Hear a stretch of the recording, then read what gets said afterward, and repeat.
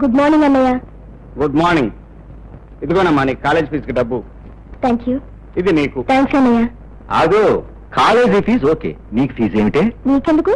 చూడు, సొంతంగా సంపాదించి డబ్బు ఖర్చు పెట్టుకో, అంతేగాని మరొకరు సంపాదించిన డబ్బు ఖర్చు పెట్టుకోవడం తప్పు. సంపాదించేది మగవాడు, ఉద్యోగం లేకుండా ఉపన్యాసాలు ఇవ్వడం గొప్పతనం కాదు. రైట్, ఏదో అన్నావు కదా అని సరదాగా అంది. కావాలన్నదా ఏమిటి? ఇదిగో నీ ఫీజు. ఇదేమిటి? ఇంటర్వ్యూకి వెళ్తాను. ఇంటర్వ్యూకి వెళ్ళటానికి డబ్బు ఎందుకు? వెళ్ళటానికేరా? అక్కర్లేదు. మరి ఎలా వెళ్తావు? నడిచా? అవును, నా కాళ్ళ మీద నేను నిలబడలేకపోయినా నా కాళ్ళతో నన్ను నడిచేవాళ్ళని. చచ్చా, అలా నిరాశగా మాట్లాడకూడదురా. నువ్వు కేవలం 3 ఏళ్లుగా ఉద్యోగం కోసం తిరుగుతున్నావు. అంతకంటే ఎంతో కాలం ముందు నుంచి ఉద్యోగం దొరకు తిరిగే వాళ్ళు ఎంతో మంది ఉన్నారు. ఈ రోజుల్లో బ్రతకాలంటే బ్రతుకుతో పోరాడాలి. కొందరు ఆకలితో, కొందరు కన్నీటితో, కొందరు ఆశలతో, ఇంకొందరు ఆత్మీయతతో పోరాడినప్పుడే అనుకున్నది సాధించగలరు. తెగించి ముందడుగు వేయాలి, కానీ నిరాశతో వెనకడుగు వేయకూడదు. నువ్వు ఎక్కే నిచ్చెన పట్టుకోవటానికి నీ వెనక నీ అన్న ఎప్పుడూ ఉంటాడని గుర్తుంచుకో. Wish you best of luck. మంచి శకునం చూసుకుని వెళ్ళి. నేను ఎదురు చూసేది ఉద్యోగం కోసం, శకునం కాదు. ఇదిగో అమ్మా ఇంటి ఖర్చులు కొంచెం. ఈ నెల ఎక్కువ ఇచ్చేదేం బాబు? నా జీతం పెరిగిందమ్మా. ఈ రోజు మా అమ్మ చేత్తో బ్రహ్మాండంగా వంట చేయాలి. తమ్ముడు చెల్లాయి తిరిగి వచ్చేసరికి అజ్జిరిపోవాలి. మిస్టర్ కృష్ణమూర్తి, ఇలా రండి, కూర్చోండి. వాళ్ళందరికీ అన్నీ తెచ్చారు, మరి నాకేం తెచ్చారు? Sorry sir.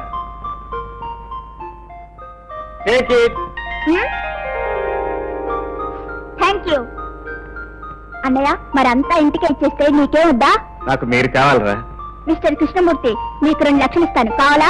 2 లక్షలా? ఎక్కడిరా? నన్ను 2 లక్షలు పెట్టి ఇంజనీర్ చదువు చదివిస్తానన్నావు కదా, ఆ చదువు నేను చదవట్లేదు, ఆ 2 లక్షలవే ఉంచుకో. ఇది చిన్న మనసు, పెద్ద ఆలోచనలు పెట్టుకో. అవును, నీకు పనిచ్చిన మేడం పేరేంటి? రజనీదేవి, మనందరికీ అన్నం పెట్టే దేవత.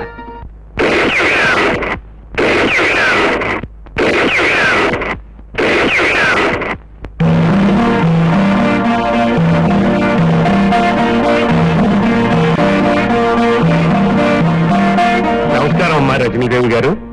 చెప్పండి. వేణుగోపాల స్వామి వారి ఆలయం చాలా పురాతనమైనది, చరిత్ర గలది. కానీ ఇప్పటి వరకు ఆ స్వామివారికి ఎటువంటి అలంకరణలు లేవు. అయితే అందువల్ల ఆ శ్రీవారికి బంగారు కిరీటం, వజ్రాల పిడిబాకు, వెండి తొడుగు తొడిగించాలని నా ఆకాంక్ష. అందుకని విరాళాలు కావాలి, అంతేనా?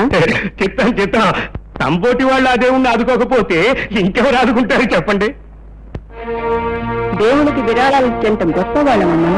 తమరు క్షమిస్తే ఈ రోజుల్లో భగవంతుడి విలువ ఆ రాతి విగ్రహాల్లో లేదమ్మా. దానికి అలంకరించే ఆభరణాల్లో ఉంది, ఆరగింపు చేసే నేతి నైవేద్యాల్లో ఉంది. అవునమ్మా, ఈ రోజుల్లో డబ్బు, వైభవం, ప్రచారం ఉన్న దేవుడికేనమ్మా భక్తుల నివాళులు. నోరు ముయ్యండి. ఈ సృష్టికి జీవన ప్రదాత భగవంతుడని నమ్మి ప్రజలు ఇంకా భక్తితో బతుకుతున్నారు. మీ స్వార్థం కోసం, మీరు బతకడం కోసం, మీ పూజల కైంకర్యం కోసం ఆ భగవంతుణ్ణి దిత్తగాన్ని చేయకండి.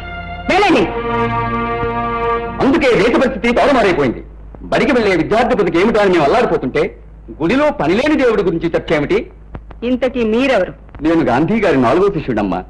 4 సార్లు వారితో లాఠీ దెబ్బలుతున్నాను, 5 సార్లు జైలుకు వెళ్ళాను, 6 సార్లు ఆంగ్లేయులు ఎదిరించి పోరాడాను. గాంధీ గారు భుజం తగ్గిన శిష్యుడమ్మా. అందుకే నన్ను గాంధీ భుజం అంటారు. మీరచ్చం గాంధీ గారి లాగానే కనపడుతున్నారు. మహాత్ములు వచ్చిన పనేమిటి? ప్రజల కోరిక కాదనలేక ఈ ఊరి గాంధీ సెంటర్లో శిలా విగ్రహ ప్రతిష్టాపన చేయాలని నిర్ణయించుకున్నాను. ఎవరిది? నాదే. మీదా? అవును. దాని మొదటి చందా మీరిచ్చారంటే దాని కింద పాలరాతి పలకం మీద మీ పేరు చెక్కించాలని నా కోరిక. మీరింత సదుద్దేశంతో ప్రజల కోరిక కాదనలేక తలపెట్టిన ఈ కార్యక్రమాన్ని నీ కాదంటానా? తప్పకుండా ఇస్తాను. కానీ మీరు బ్రతికుండగా కట్టించే నీ శిలా విగ్రహానికి కాదు, చచ్చాక ప్రజలు కట్టించే నీ సమాధికి. దేవుడి మీద బతుకుతున్నాడు, నీ దేశం మీద బతుకుతున్నావు. నువ్వు వచ్చి చాలాసేపు అయింది, మాకు చాలా పనులున్నాయి.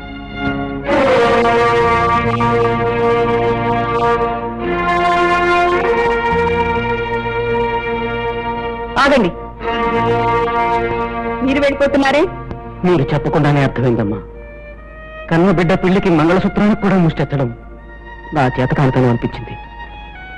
అందుకే వెళ్ళిపోతున్నాను. పేదరికం పాపం కాదు, శాపం. అర్థమయ్యేది చెప్పండి. రేపే నా కూతురి పెళ్లి. నిజానికి నా దగ్గర తాళిపొట్టుకు కూడా డబ్బు లేదు. ఏం చేయాలో తోచక, దిక్కులేక.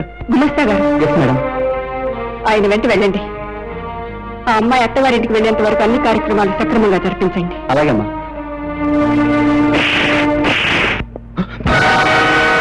చెప్పు, కోర్టులో ఎందుకు అబద్ధం చెప్పావు? కళ్ళు లేని న్యాయస్థానంలో నీలాంటి ద్రోహులు చెప్పే తప్పుడు సాక్ష్యమే చట్టం అవుతుంది కదా అని ఎందరు నిర్దోషులను బలి పెడతారు. ఇక్కడ నిన్నెవరూ రక్షించలేరు. 1,000 మంది నీ తొత్తులు అడ్డుపడినా వాళ్ళ కళ్ళ ముందే నీ గుండెల పిండి నీ దాన్ని బయటికి తీస్తాను. చెప్పు. చెప్తాను. నన్నేమి చేయదు. చెప్పింది చేయించింది ఆ నాగభూషణం. నిజానికి హత్య చేసింది రజనీదేవి గారి రైతు కాదు, ఆ నాగభూషణం మనుషులే. నేను డబ్బు కాసిపడి డబ్బు కోసం గడ్డి తినే మనిషి కంటే గడ్డి తిని బతికే పశువే మేలని ఈయనలాంటి వాళ్ళు నిరూపిస్తున్నారు.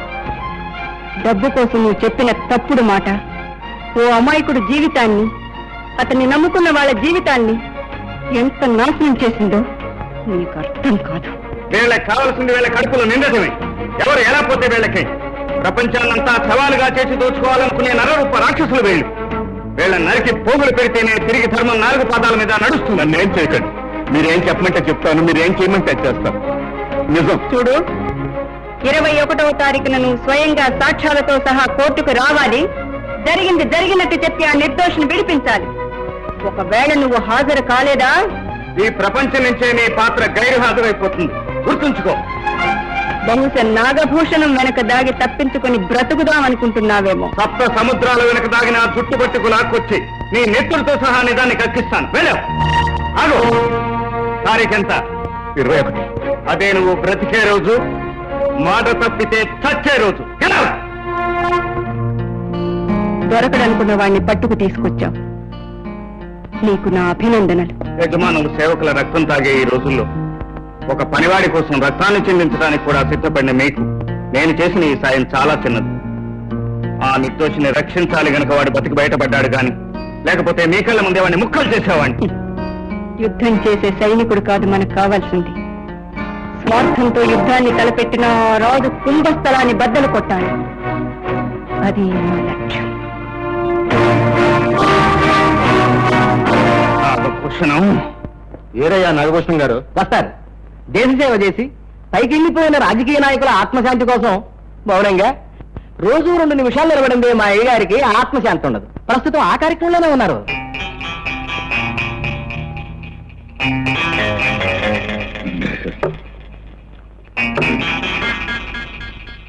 బయట పెద్దలు వచ్చి కూర్చున్నారు దర్శనం కోసం. వాళ్ళ కష్ట సుఖాలు ఎన్ని వస్తాను. ఈ మాత్రం సేవ చేయదు కానివ్వండి. అయ్యగారు వస్తున్నారు. నమస్కారం సార్. మీరు దయచేసి నిలబడి నన్ను అవమానించకండి. కూర్చోండి, కూర్చోండి. నిలబడి. తప్పు తప్పు. నా కోసం కాదు, పద్ధతి కోసం. చెప్పండి, మీకు నేను ఏం సేవ చేసుకోగలను? మా అబ్బాయికి మెడికల్ కాలేజీలో సీటు కోసం. అమ్మో, కాలేజీ విషయంలో, ఆ విరాళాల విషయంలో చాలా గొడవగా ఉందండి. సరే, ఏం చేస్తాం, ఈతలు మూసేసిన దొడ్డుదారు ఉంటుంది కదా. సరే, చూద్దాం. మీకు కావాల్సిందంతా దీంట్లోనే ఉందండి. చూడు. వెళ్ళండి. నమస్కారం. చెప్పండి. మీరు చెప్పిన ప్రకారం 2 లక్షల రూపాయలు దొంగ నోట్లు. నెమ్మది నెమ్మది. మీరు చెప్పిన ప్రకారం 2 లక్షల రూపాయలు దొంగ నోట్లు మార్చుకున్నాను. ఇదిగోండి. వెళ్ళండి. తర్వాత ఇంకెవరూ లేరండి. ఏమిటి, ఇద్దరేనా? అవునండి. ఏమిటయా, ఊళ్ళో పాపాలు చేసే వాళ్ళ సంఖ్య మరీ రోజు రోజుకి తగ్గిపోతున్నట్టుగా ఉంది. ఏదో పిల్లల పుట్ట కన్నా ప్రభుత్వం వారు పద్ధతి ప్రవేశపెట్టినట్టు పాపాత్మలు నరికెట్టడానికి ఏం పద్ధతి ప్రవేశపెట్టలేదు కదా. నాగభూషణం గారు. రాజారావి? అవును సార్, నేనే. నిన్ను తాగి బజార్లో తిరగొద్దన్నాను కదయ్యా. నేను తాగలేదు సార్. అంటే బాత్రూమ్ లో కాలు సరిపడ్డావా? లేదండి. రజనీదేవి ఆ కృష్ణమూర్తి చేత చిత్త కొట్టించింది. రేపు నేను వాళ్ళ కోర్టులో సాక్ష్యం అనుకూలంగా చెప్పకపోతే మర్డర్ చేసేస్తా ఉన్నారు. నువ్వేం నిర్ణయించుకున్నావు? నేను వాళ్ళ కోర్టులో అనుకూలంగానే సాక్ష్యం చెప్పాలని నిర్ణయించుకున్నాను. సాక్ష్యం చెబితే నేను ఊరుకుంటాను అనుకున్నావా? ముక్క ముక్కలుగా నేను నరికించేస్తా. జాగ్రత్త. వెళ్ళు, వెళ్ళు.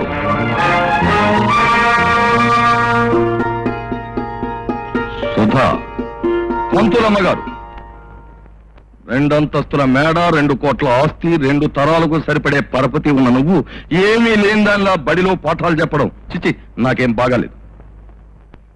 ఎన్ని ఉన్నా ఈ ఇంట్లో ఉండవలసినవి 2 లేవు. అమ్మ, ఆప్యాయత. నీ దుర్మార్గాన్ని భరించలేక అమ్మ బలైపోయింది. డబ్బు సంపాదించి జాతిలో పడి నువ్వు ఆప్యాయతను మర్చిపోయావు. వాటి కోసం నేను ఆ దేవాలయానికి వెళ్తున్నాను. పవిత్రమైన చిరునవ్వులతో ఉండే ఆ పసిబిడ్డల మధ్య తిరుగుతున్నప్పుడు కలిగే ఆనందాన్ని నువ్వు ఎప్పుడైనా అంచనా వేయగలిగావా? నీ కోసం కావాలంటే ఆ బడిని మన ప్రహారీలో కట్టిస్తాను. పాపిష్టి డబ్బుతో మీరు స్వర్గాన్ని కొని తెచ్చినా నాకు అక్కర్లేదు. నువ్వే వద్దంటే ఇవన్నీ ఎవరి కోసం చెప్పమ్మా. నువ్వు తింటావని ఖరీదైన పదార్థాలు ఎన్ని సిద్ధం చేయించానో చూడు. తిండిలే కాళ్ళలాడే ఈ సమాజంలో నువ్వు ఈ ఇంట్లో పుట్టడం నువ్వు చేసుకున్న అదృష్టం. అనురాగం లేని ఐశ్వర్యంలో పుట్టడం నా దురదృష్టం. నాకెందుకు నాన్న ఇవన్నీ? రకరకాల వంటకాలతో నా కడుపు నిండుతుంది అనుకున్నారా? అదుగో ఆ గిన్నెలో మీరు కష్టపడి సంపాదించిన డబ్బుతో కాస్త గంజిపోసి తాగమ్మానంటే నేను సంతోషంగా తాగంట్రా. ఆ ఊపు, ఆ చూపు, ఆ వయ్యారం, ఆ నడక, ఆ స్టైలే వేర్రా. పొలుచుకు తర్వాతండి.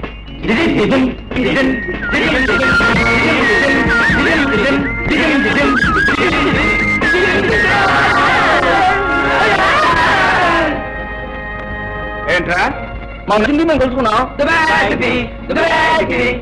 మీరు నాకు నచ్చి పొలమంటారా?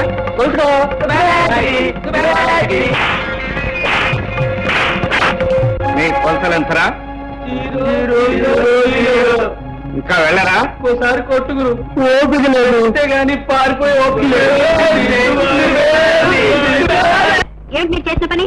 లేకపోతే ఏంటండి ఆ రౌడీలు మిమ్మల్ని? నన్ను నా అందాన్ని వర్ణించారు, మీకేంటారా? వాళ్ళు కూసిన కూతులు నాకు నచ్చే, మీకేంటి అభ్యంతరం? నాకు తెలియదండి వాళ్ళ గొడవ మీకు అభ్యంతరం లేదని. పోనీ వాళ్ళని ఒకసారి పిలవమంటారా? అక్కర్లేదు. మరి నన్ను వెళ్ళమంటారా? లేదు. మరి ఏం చేయమంటారు? వాళ్ళెవరో తెలుసా? బహుశా మీరు రోమియోలో ఉంటారు. నాన్సెన్స్. వాళ్ళు నా బాడీ గార్డ్స్. రోజు నన్ను ఇలా కలుసుకుంటూ కొలువు చేసుకుంటూ నన్ను జాగ్రత్తగా తీసుకెళ్లి స్కూల్ దాకా దేపడుతున్నారు. ఇప్పుడు మీరు వాళ్ళని తని తరిమేశారు. Now what is your duty? మీరే చెప్పండి. నన్ను మీతో పాటు తీసుకెళ్లి జాగ్రత్తగా స్కూల్ దాకా దేపెట్టాలి. ఎక్కండి. నో, నేను నడుస్తాను. మీరు నడుస్తారు, నేను నడుస్తూ దీన్ని కూడా నడిపించాలే. నేర్చుకోండి. ఏంటి? నడవడం కూడా నడిపించడం.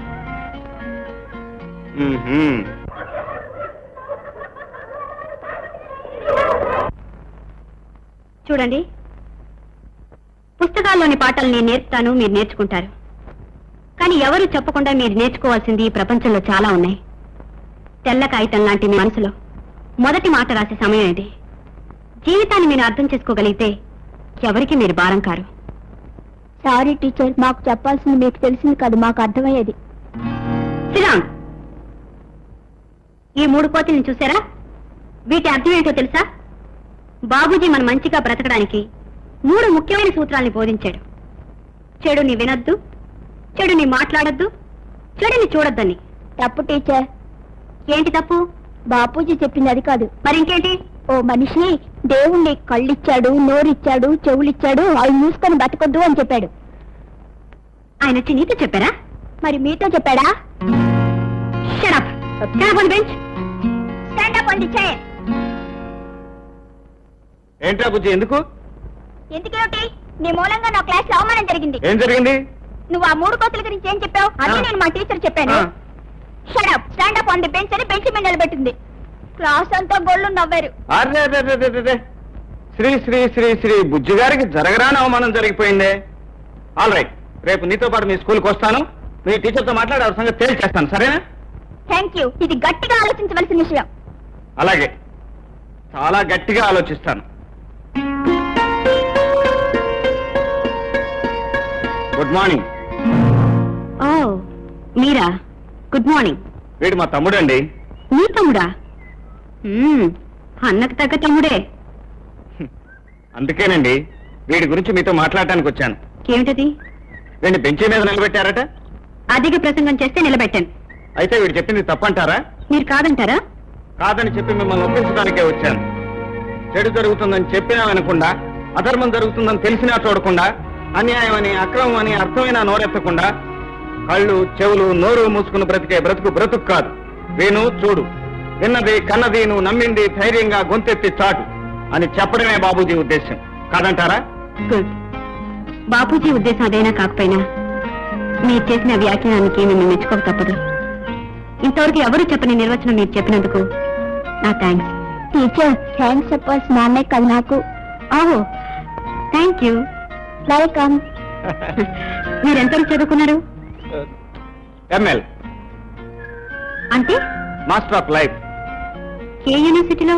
యూ యూనివర్సిటీలో. యూ యూనివర్సిటీలోనా? అదేనండి, యూనివర్సల్ యూనివర్సిటీ, ఈ విశాల విశ్వం అనే యూనివర్సిటీలో. సబ్జెక్ట్ ఏంటో? జీవితం. స్పెషలైజ్ చేసింది మనుషులను అర్థం చేసుకోవటం. మనసులు దాకా వెళ్ళలేదా? ప్రస్తుతం అదే స్టడీ చేస్తున్నా. టైం అయిపోయింది, వస్తానండి.